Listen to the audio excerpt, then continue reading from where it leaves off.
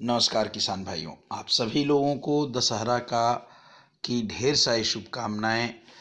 उम्मीद करता हूं कि आप सभी लोग स्वस्थ होंगे, मस्त होंगे और अपने खेती के कामों में लगे होंगे। मित्रों, जैसा कि इस महीने में मटर की बुआई कई जगह शुरू हो चुकी है और कुछ लोग मटर आने वाले समय में 10 दिनों में के अंदर अंदर बोएंगे।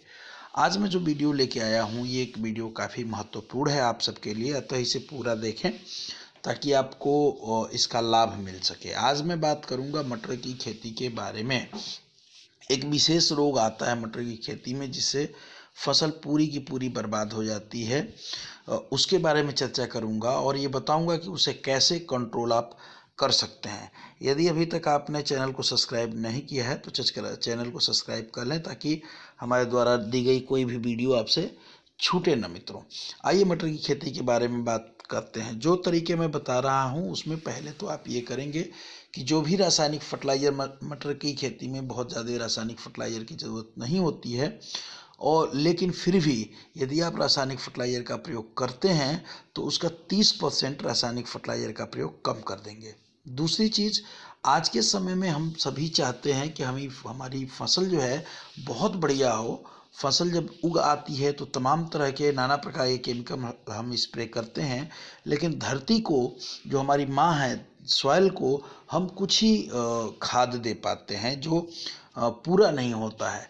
तो इसमें हम आपको बताएं, इसलिए यदि आप मटर की खेती कर रहे हैं और यदि आपके पास 4-5 दिन हैं, 10 दिन हैं, तो आप इस तरीके को अपनाएं। बहुत ही शानदार लाभ आपको मटर की खेती में होगा। पहले तो खेत बनाते समय यदि आपने गोबरी खाद डाल ली है तो बहुत बढ़िया, नहीं डाली हो तो प्रयास ये करें, यदि आपके पास समय हो तो 21 दिन पहले उसे डाल करके छींट करके जुताई करा लें। और यदि कम समय हो तो बैक्टीरिया अपने खेतों में बहुत से ज़्यादा डालें। जितने ज़्यादा खेत में आपके बैक्टीरिया होंगे उतनी बीमारियां कम आएंगी। बैक्टीरिया यदि डालना चाहें तो मार्केट में भी अवेलेबल हैं, और नहीं तो प्रीमियम नाम का एक प्रोडक्ट है जो आपको 1 एकड़ में 1 लीटर लगता है। जब प्रथम जुताई करें तभी इसको साथ में आप डाल सकते हैं। इसके साथ एक बेंटोनाइट दानेदार खाद है, भूमि पावर, उसको भी 4 किलो प्रति एकड़ के हिसाब से अपने खेत की तैयारी करते समय, यानी पहली जुताई में ही डाल करके छिट्टा दे करके आप खेत की जुताई बढ़िया से कर लें। ये बैक्टीरियल खाद हैं। ये बैक्टीरिया जितने ज़्यादा आपके खेतों में रहेंगे उतना ज़्यादा आपके खेतों में मित्र कीटों की संख्या को बढ़ाएंगे, मिट्टी को भुरभुरी करेंगे, और आपके खेतों में, जैसे इसमें करोड़ों बैक्टीरिया हैं, तो इसमें जैसे पीएसबी की बात करूं, पीएसबी कल्चर भी है, तो आपके खेतों में जो खाद अनअवेलेबल फॉर्म में पड़ी हुई है या घुलनशील अवस्था में पड़ी हुई है उसे घोल करके पौधों को देने का काम भी ये करेंगे, मिट्टी को भुरभुरी बनाएंगे। इसका हमेशा ध्यान ये देना है कि आप तभी इसको डालें जब आपके खेत में, जब आप पानी चला करके, नमी जब आपके खेत में हो, पानी चलाने के बाद आप 2-3 दिन बाद जुताई करने वाले हो, भरपूर नमी हो, तभी इसको डाल दें। बुआई से 1-2 दिन पहले इसे न डालें, नहीं तो ये आपके खेत की नमी को ख़त्म कर देगा, हल्का हो जाएगी नमी, क्योंकि ये बैक्टीरियल प्रोडक्ट है। तो इसे जब आपके खेत में भरपूर नमी हो तब डालें। दूसरी चीज़, एक बीमारी आती है आपके खेत में जिसे आप उकठा कहते हैं। उकठा के लिए ज़रूरी है कि आप जो बीज ला रहे हैं पहले ये कंफर्म कर लें कि या वह बीज शोधित है या नहीं। यदि नहीं शोधित है तो आप मार्केट से बेबेस्टीन ले सकते हैं, या फिर आप ऑर्गेनिक दवाएं अपनाना चाहें तो इसमें एसटी नाम का एक प्रोडक्ट आता है जो बहुत ही शानदार है, जो आपके जर्मिनेशन रेट को बढ़ा देता है और साथ ही साथ जड़ जनित बीमारियों के लिए बहुत फ़ायदा करता है।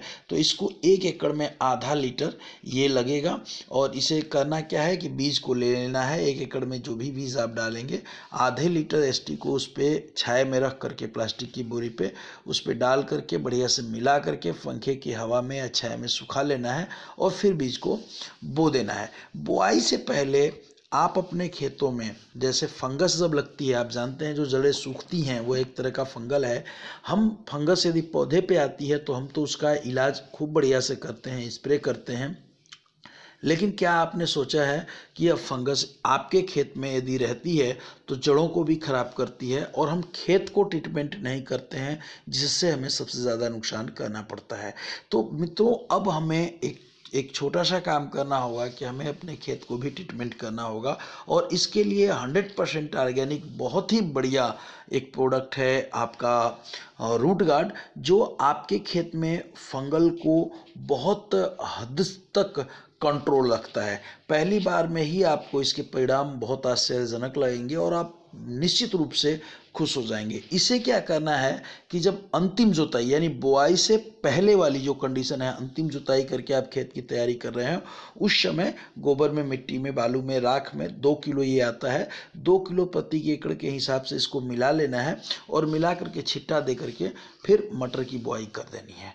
मटर की बुआई होते समय ये ध्यान दें कि आपके खेत में हल्की नमी बरकरार हो, ताकि मटर को जामने में कोई दिक्कत न हो। जो खेत का आपने चयन किया है, प्रयास ये करें कि वह खेत ऐसा हो जिसमें पानी न लगता हो। यदि पानी लगेगा तो उकठा जो बोलते हैं आप, या जड़ सड़न, जड़ गलन बोलते हैं, वो बीमारी आएगी ही आएगी।